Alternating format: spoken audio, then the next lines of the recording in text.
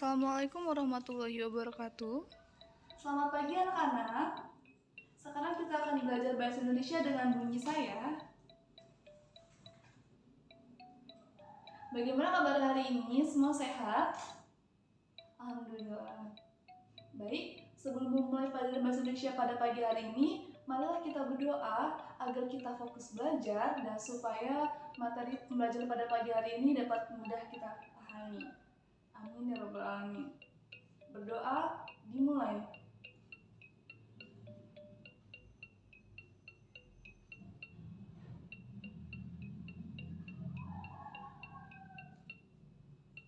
Berdoa selesai.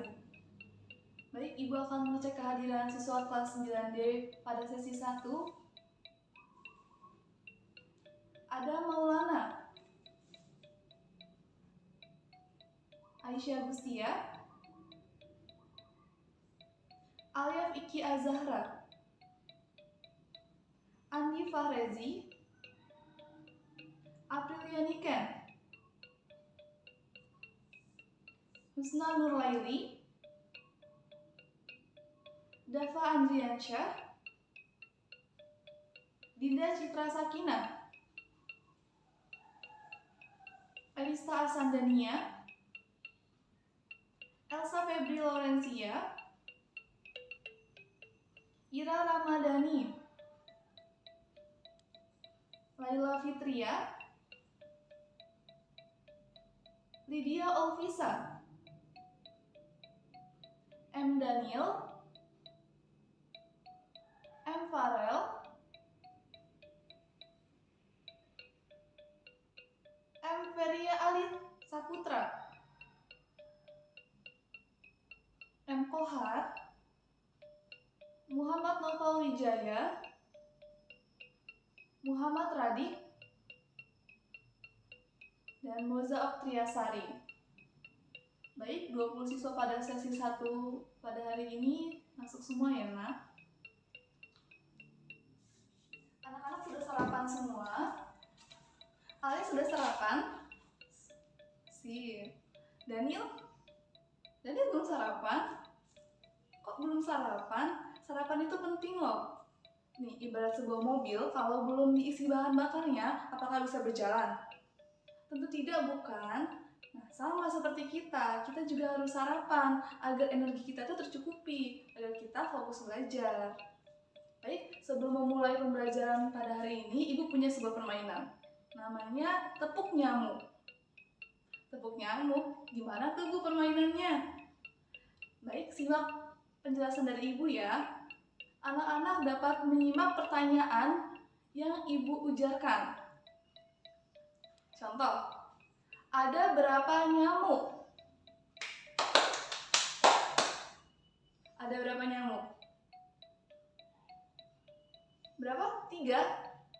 Salah. Ada 4 nyamuk. Ibu ulangi lagi ya.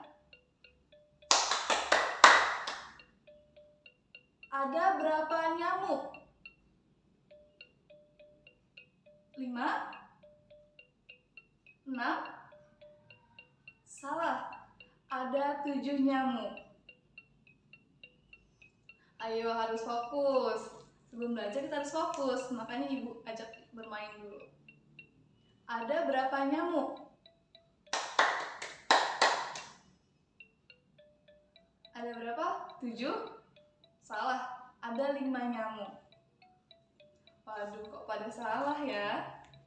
Sekali lagi deh. Ada berapa nyamuk?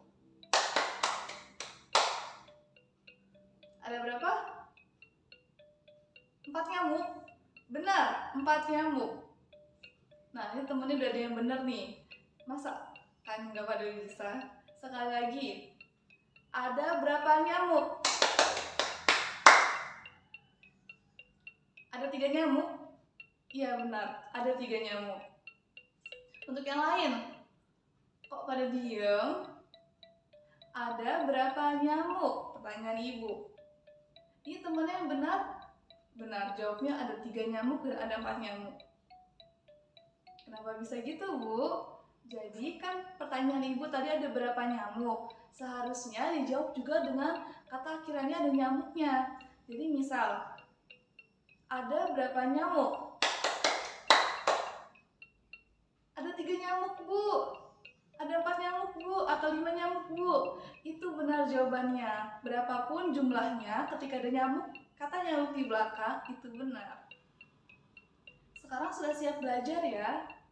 Kalau sudah siap belajar, artinya sudah siap juga buku dan alat tulisnya. Ibu akan cek nih.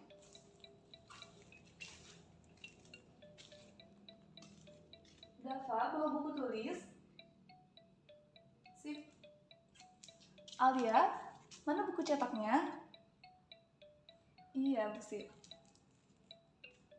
Elisa, bawa pena? Iya, bagus.